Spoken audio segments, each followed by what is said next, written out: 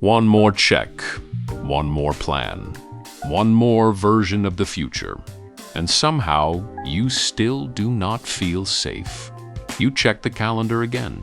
You reread the message again. You look at the bank app, the weather app, the map, the deadline, the silence after someone did not reply. For a few seconds, it works. The body relaxes. The future feels slightly less dangerous. Then the relief disappears, and the mind asks for one more check. This is why control can be so hard to notice. It does not always feel like panic. Sometimes it feels like being responsible. Sometimes it looks like good planning. Sometimes it looks like adulthood itself. Planning is not the problem. A plan can be kind. It can help you arrive on time, send the document, buy the food, make the call, prepare for the meeting, or keep a promise. The trouble begins when planning stops being a tool and becomes a shelter. We start asking the plan to do something no plan can do. We ask it to make the future harmless before it arrives. If I imagine every possible outcome, maybe none of them can surprise me. If I rehearse the conversation enough times, maybe I will not be hurt. If I check one more detail, maybe tomorrow will finally agree to be safe. But tomorrow does not sign contracts with the mind. The future does not become safer because we have mentally visited it 100 times. Often, it only becomes larger.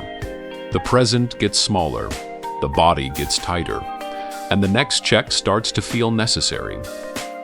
Useful preparation has an ending.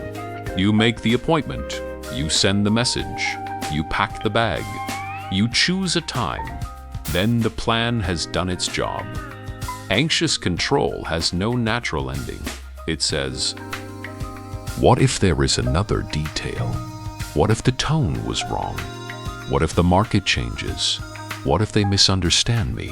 What if I relax for 1 minute and everything falls apart? So we keep planning, not because the next plan is truly useful, but because stopping would make us feel the uncertainty underneath. This is how a calendar can become an emotional object. It looks practical. It looks organized. It looks like a serious life. But sometimes the calendar is not organizing the week. It is trying to become a wall between you and life. The same thing happens with lists. A good list gathers scattered tasks into one place. A frightened list multiplies tasks until there is no room left to breathe. A good list asks, what is the next useful action? A frightened list asks, how can I guarantee that nothing goes wrong? Those are different questions, and they create different lives. Taoist wisdom is useful here because it does not ask us to become careless. It does not say, stop planning. It does not say, ignore consequences. It says something quieter. Stop adding force where force no longer helps. There is a kind of action that belongs to the present. And there is a kind of action that only feeds a fantasy of total control. The difference can be small from the outside.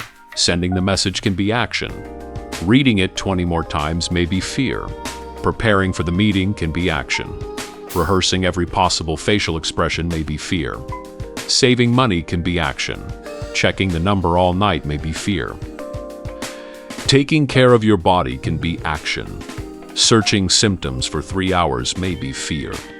The behavior may look responsible, but the inner question is different.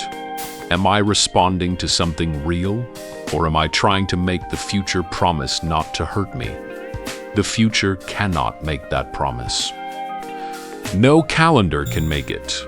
No checklist can make it. No philosophy can make it. But a good plan can do something more modest and more useful. It can give the present back to you.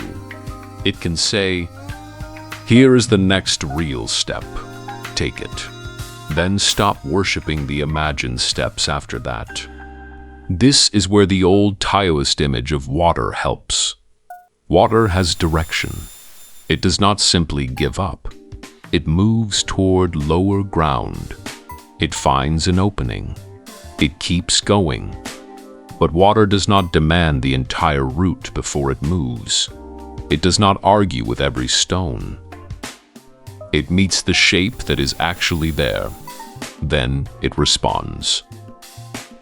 Human life is more complicated than water. We have bills, families, jobs, health, old mistakes, and real responsibilities. So the point is not to become passive. The point is to stop confusing responsibility with constant mental gripping. There are 3 questions that can help. First, is there one useful action I can take now? Not 10, not the whole future. 1. If there is, take it. Write the email, make the appointment, check the number once, ask the honest question. Second, what part of this is not mine to control? Another person's reaction, tomorrow's mood, the market, the weather, the old mistake, the speed at which life becomes clear. Naming the uncontrollable part is not weakness. It prevents you from spending your life trying to hold weather in your hands. Third, when will I know that preparation is complete? This question matters. Without an ending, preparation becomes an endless hallway. Decide the stopping point before the anxious mind keeps moving it. I will check the document once. I will prepare for 30 minutes. I will make one plan for tomorrow. Then I will let tomorrow arrive as tomorrow. This will not feel easy at first. The anxious mind will object. It will say that rest is irresponsible. It will say that another scenario might save you. It will say that if you stop rehearsing, you are inviting disaster. But sometimes the most responsible thing is to stop practicing fear. Sometimes wisdom is not having no plan. It is knowing when a plan has become a ritual. It is knowing when the next check will not give you new information, only another minute away from your life. It is knowing when to act like water. Clear about direction, soft about route, ready to respond when the real world appears. A plan should not take the present away from you. It should return you to the present with one useful step in your hand. At Eastern Elements, we translate Taoist ideas into simple ways of seeing modern life. If this helped, explore more at easternelements.com.